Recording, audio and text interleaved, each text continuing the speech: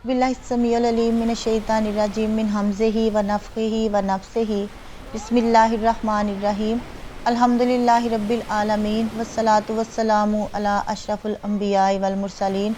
अम्मा बाद। व इन कुंतुम, और अगर हो तुम, फ़ी रैबिम, शक में, मिम्मा, उस चीज़ से, नज़्ज़लना, जो हमने नाजिल की, अला अब्दिना, अपने बंदे पर, फ़ातू, तो ले आओ, बेसूरतिन, कोई सूरत, मिन मिस्लिह, इसकी मिसल, वदऊ, और बुला लो, शुहदाअकुम, अपने मददगारों को या अपने हमायतियों को, मिन दूनिल्लाहि, सिवाय अल्लाह के, इन कुंतुम स्वादिकीन, अगर हो तुम सच्चे। इस सूरत के शुरू में ना अल्लाह ताला ने इस किताब को ला रईबा फीही करार दिया। अब फरमाया कि इस किताब में कोई शक तो नहीं, लेकिन अगर तुम इसके बारे में किसी अदना से शक में भी मुब्तला हो तो इस जैसी एक सूरत बनाकर ले आओ। चैलेंज पहले इस किताब जैसी एक किताब लाने का कहा गया, फिर ये बनी इसराइल में, और फिर इस जैसी 10 सूरतें लाने का सूरत हूद में कहा गया, फिर मक्का में इस जैसी एक सूरत लाने का चैलेंज किया गया सूरह यूनस में। अब मदीना में ये चैलेंज जो है ना ये दोबारा दोहराया जा रहा है, क्योंकि ये सूरह बकरा मदनी है। अब्दिना, अगरचे तमाम बंदे अल्लाह ताला ही के बंदे हैं, मगर हमारे बंदे से मुराद हमारा ख़ास बंदा है। जैसे बैतुल्ला और नाकातुल्ला कहा गया, इसलिए ये हमारा ख़ास बंदा यानी कि नबी करीम सल्लल्लाहु अलैहि वसल्लम है। अल्लाह ताला का दस्तूर है कि अम्बिया को ऐसी चीज़ बतौर मौजज़ा दी जाती है जिसकी उस ज़माना में धूम मची हुई हो। मूसा अलैहिस्सलाम के ज़माना में जादूगरी अपनी इंतहाई अरूज पर पहुंची हुई थी, तो अल्लाह ताला ने मूसा को ऐसे मौजज़ात अता किए जिनके आगे फ़िरौन के बड़े बड़े जादूगरों ने सर झुका दिया। ईसा अलैहिस्सलाम के ज़माना में तिब अपनी इंतहाई बुलंदियों को पहुंची हुई थी। बुकरात, अरस्तालीस और लुकमान और जालिनूस जैसे हुक्मा का डंका बजता था, तो अल्लाह ताला ने ईसा अलैहिस्सलाम को ऐसे मौजज़ात अता किए जो इन हुक्मा की दस्तरस से बाहर थे। भला कौन सा हकीम मुर्दों को ज़िंदा कर सकता है। इसी तरह रसूलुल्लाह सल्लल्लाहु अलैहि वसल्लम के ज़माने में अरबी ज़बान की फ़साहत व बलागत इंतहा को पहुंची हुई थी। ये फ़साहत व बलागत के लिहाज से शोरा में बाहमी मुकाबले होते थे, और मुकाबला में बेहतरीन करार दिए जाने वाले शोरा का कलाम काबा के दरवाजे पर लटका दिया जाता था। ऐसे ही शोरा, उद्बा और खुतबा को अल्लाह ताला ने चैलेंज किया और फरमाया कि अपने सब मददगारों, जिन्नों या इंसानों, अपने देवताओं और मबूदों, सब की मदद लेकर इस कुरान जैसी एक सूरत ही बना लाओ। लेकिन ये सब लोग ऐसा कलाम पेश करने में आजज़ साबित हुए। अल्लाह ताला ने अपने नबी को ऐसा मौजज़ा अता फरमाया जिसकी छोटी से छोटी सूरत की मिसाल सैकड़ों बरस गुजरने के बावजूद ना कोई पेश कर सका और ना ही कर सकेगा। फ़इन लम तफ़अलू, फिर अगर तुमने ऐसा ना किया, वलन तफ़अलू, और ना कभी करोगे, फ़त्तकुन्नार रल्लाती, तो बच जाओ उस आग से, रल्लाती, जिसका वक़ूदुहन नासु, ईंधन है लोग, वल हिजारत, और पत्थर, ओ इद्दत लिल काफिरीन, जो तैयार की गई है काफिरों के लिए। अल्लाह ताला को पहले ही इल्म था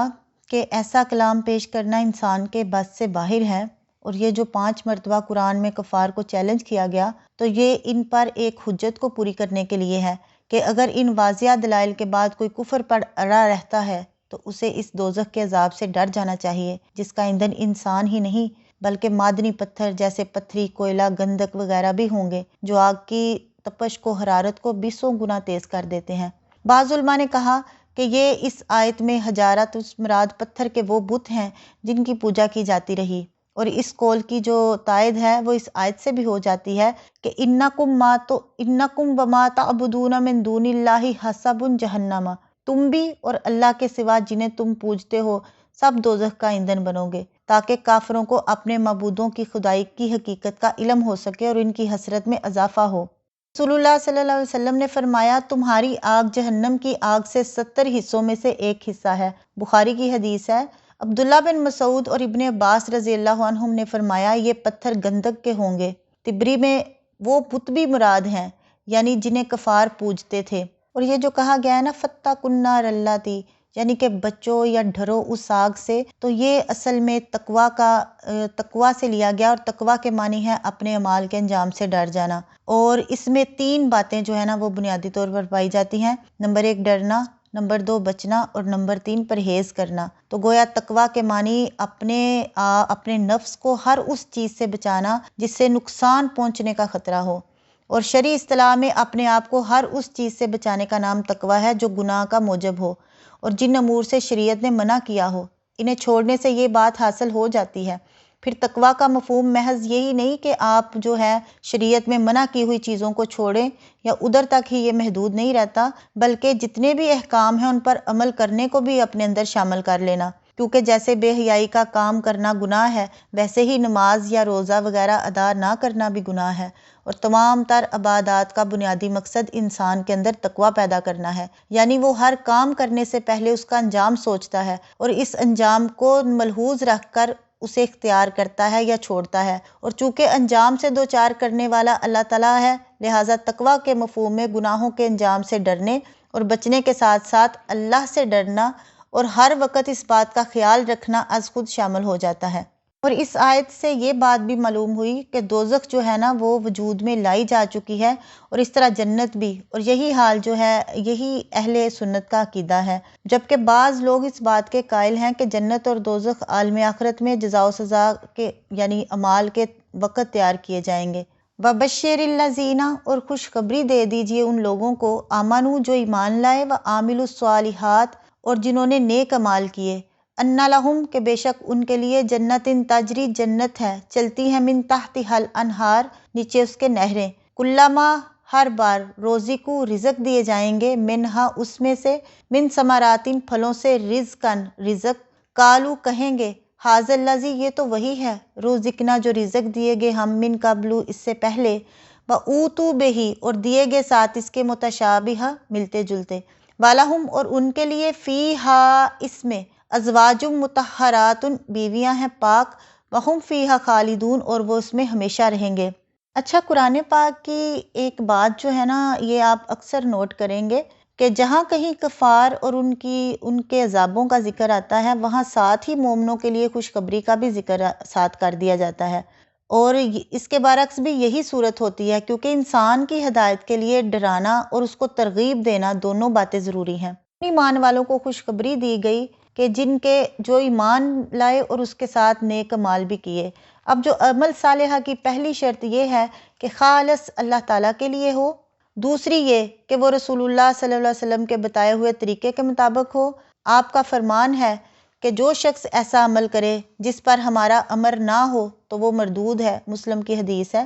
اس میں اب جو ان لوگوں کے لیے اللہ تعالیٰ نے جو خوشخبری دی ہے جنت کی، تو انسان کی لذت و آسائش کی بنیادی چیزیں کیا ہیں؟ رہائش، کھانا پینا اور نکاح۔ تو ایمان اور عمل صالحہ والوں کی رہائش کے لیے اللہ تعالیٰ نے جنت تجری من تحتہا الانہار، اور کھانے پینے کے لیے کلما روزقوا منہا من ثمرات رزقا، اور نکاح کے لیے ازواج مطہرات ہیں۔ پھر یہ نعمتیں حاصل ہونے کے ساتھ ساتھ اگر ان کے زوال کا خوف ہو، یعنی ان کے کھو جانے کا خوف ہو، تو وہ جو لذت ہے وہ ختم ہو جاتی ہے۔ تو اللہ تعالیٰ نے اس خوف کو یہ کہہ کر دور کر دیا کہ ہم فیہا خالدون، کہ وہ اس میں ہمیشہ رہیں گی۔ اب جو مطہرات، ازواج مطہرات ہے، یعنی وہ ہر قسم کی، وہ جو عورتیں اللہ تعالیٰ نے بیویاں بنائی ہیں، وہ ہر قسم کی ظاہری گندگی، مثلاً پیشاب پخانہ، تھوک، حیض وغیرہ سے، اور باطنی علائشوں سے، مثلاً جھوٹ، حسد، کینہ وغیرہ سے پاک ہوں گی۔ متشابہن کا مطلب ہے یعنی دنیا کے پھلوں کے ہم صورت ہوں گے، جو ادھر پھل ہوں گے یا آپس میں ہم شکل ہوں گے، مگر یہ مشابہت صرف نام یا شکل میں ہوگی، ورنہ جنت کی نعمتوں کو دنیا کی نعمتوں سے کوئی نسبت نہیں۔ صرف وہ یہ دیکھ کے پہچان لیں گے، جس طرح کہ یہ کیلا ہے، یہ انگور ہیں، یہ پتہ چل جائے گا، لیکن یہ ان کے ٹیسٹ میں، ان کی خوبصورتی میں، وہ تو ان کی کوئی مثال ہی نہیں۔ ان اللہ بے شک اللہ، لا یستحیی نہیں شرماتا، این یضربا یہ کہ بیان کرے، مثلاً کوئی بھی مثال، ما بعوضۃ مچھر کی ہو، فما فوقہا یا اس کی جو اس کے اوپر ہے، فاما الذین پس جو لوگ آمنو ایمان لائے ہیں، فیعلمون پس وہ جانتے ہیں، انہ الحق کہ بے شک یہ حق ہے، من ربہم ان کے رب کی طرف سے، واما الذین اور جو لوگ جن لوگوں نے کفر کیا، فیقولون تو وہ کہتے ہیں، ماذا کیا، اراد اللہ ارادہ کیا اللہ نے، بہذا مثلا ساتھ اس مثال کے، بہذا مثلا ساتھ اس مثال کے، یضل گمراہ کرتا ہے، بے ہی ساتھ اس کے، کثیرن زیادہ کو، ویہدی اور ہدایت دیتا ہے، بے ہی ساتھ اس کے، کثیرن زیادہ کو، وما یضل اور نہیں گمراہ کرتا، بے ہی ساتھ اس کے، الا الفاسقین مگر فاسقوں کو۔ اس سے پہلے منافقین کے لیے 2 مثالیں بیان ہوئی تھیں، تو اس کے علاوہ قرآن مجید میں مکھی، مکڑی، کتے اور گدھے کو بطور مثال پیش کیا گیا۔ کفار اور منافقین جب قرآن کا چیلنج کا جواب نہ دے سکے تو اعتراض جڑ دیا کہ اللہ تعالیٰ کو ایسی مثالوں کی کیا ضرورت تھی۔ فرمایا اللہ تعالیٰ کسی بھی چیز کو بطور مثال بیان کر سکتا ہے، یہ کوئی عیب نہیں کہ اللہ تعالیٰ اس سے حیا کرے، وہ مثال مچھر کی ہو یا پھر اس کی جو اس سے بھی بڑھ کر حقیر ہو، مثلا مچھر کا پر یا ایک ذرہ۔ مچھر سے بڑھ کر ہونے سے مراد اس سے بڑی چیزیں بھی ہو سکتی ہیں، مثلا مکھی، مکڑا وغیرہ بھی۔ تو حقیقت یہ ہے کہ جس طرح بڑی سے بڑی مخلوق اللہ کی قدرت پر اور غیر اللہ کی بے بسی پر دلالت کرتی ہے، اس طرح چھوٹی سے چھوٹی مخلوق بھی اللہ تعالیٰ کی قدرت کا شاہکار ہے۔ پھر یہ بات سمجھانے کے لیے اگر چھوٹی مخلوق کی مثال زیادہ موزوں ہو تو اس میں حیا کی کیا بات ہے؟ یعنی ایک ہی بات سے ہدایت پانے والوں کی تو ہدایت میں اضافہ ہوا، اور جو ضدی اور ہٹ درم اور فاسق تھے ان کی گمراہی میں اضافہ ہوا، اور گمراہی کی بات صرف بد کردار لوگوں کو ہی سوچتی ہے، پھر اللہ بھی انہیں اسی طرف چلا دیتا ہے۔ رہی یہ بات کہ اللہ تعالیٰ نے فاسقوں کی گمراہی کی نسبت اپنی طرف کیوں کی، تو اس کی وجہ یہ ہے کہ انسان صرف سبب اختیار کرنے کا اختیار رکھتا ہے، اور جیسا وہ سبب اختیار کرے گا ویسی ہی اسے جزا اور سزا بھی ملے گی۔ رہے سبب کے نتائج، تو وہ تو انسان کے اختیار میں نہیں ہوتے بلکہ اللہ تعالیٰ کے اختیار میں ہوتے ہیں، اور اکثر دفعہ اس طرح بھی ہوتا ہے کہ نتائج جو ہیں وہ حسب توقع ہی نکلتے ہیں، اور کبھی کبھی توقع کے خلاف بھی ہو سکتے ہیں، لہٰذا نتائج کی نسبت جو ہے وہ اللہ تعالیٰ کی طرف ہے۔